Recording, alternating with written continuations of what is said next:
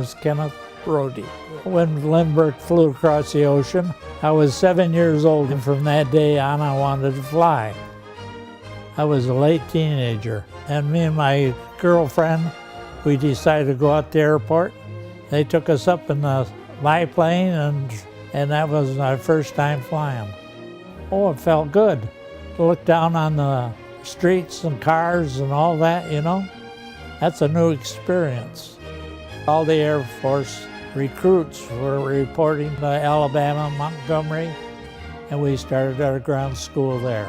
3 months of ground school, then they sent us to Bennettsville, South Carolina, and then we started flying Stearmans. And finally the colonel come out and says, I got a special assignment for you 10 fellows, because you're my 10 best pilots. We had to get on a train and go to a place called Pyote, Texas. We found we were going to be co-pilots on B-17s going to combat. The name of the air base was Rattlesnake Bomber Base. In fact, when we flew at night, they said, if you gotta bail out, don't ever walk around, just stay put. We'll find you, because there's all kinds of rattlesnakes. Oh, I got shipped out to England, and they sent me to Glatton, which is about 90 miles north of London, and I joined the 457th Bomb Group. My first mission, and they announced to me, you're flying the tail gun tomorrow. And I was shocked. I'm not a tail gunner. I'm a pilot or a co-pilot, you know. So I get down there in the morning, and an enlisted man says, you ever shot a 50 caliber machine gun? I said, I've never seen one before. He said, well, here's how you do it. And he says, if you got to eject a shell, you eject it and all that. And he says, don't forget to turn the heaters on, because we're going to be in 50, 60 degrees below zero, and if your machine gun freezes up, you can't fire it. Next mission, I flew with my crew, and we went on a mission into Germany that time. Targets was bridges, factories. We stayed away from cities. A bomb run of 70, 80 miles long. And while you're in that course, the flak is heavy, but you got to just take it and go. So, some planes don't make it, others do. One time it was shot up, we counted 50 holes and give up. We didn't count anymore. But we lost engines and stuff like that. And we come back with 3 engines.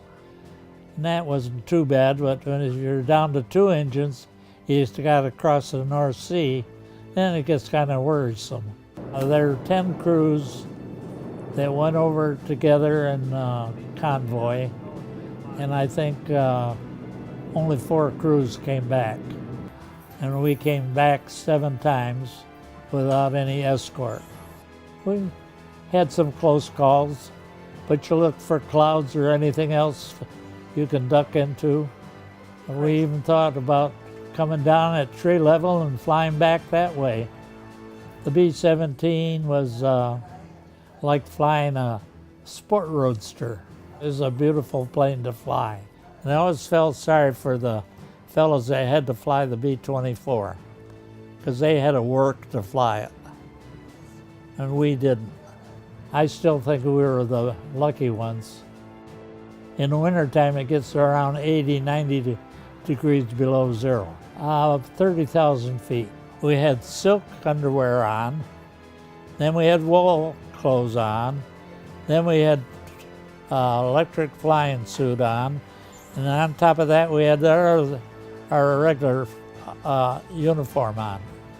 So we had about 4 layers of clothes. The French government is going to present Dad with an award for his service, particularly for the missions he flew over France. It'll be, as I understand, an award from the Legion of Honor from France. And it'll be on Bastille Day on July 14th up in Tampa. The consulate in Miami has been in touch with us about this, and as we also understand, the ambassador from France, probably from Washington, will be there to present it to him. And all of the siblings and 3 grandchildren will be at in Tampa for this. So. Yeah, first time France has awarded me a medal.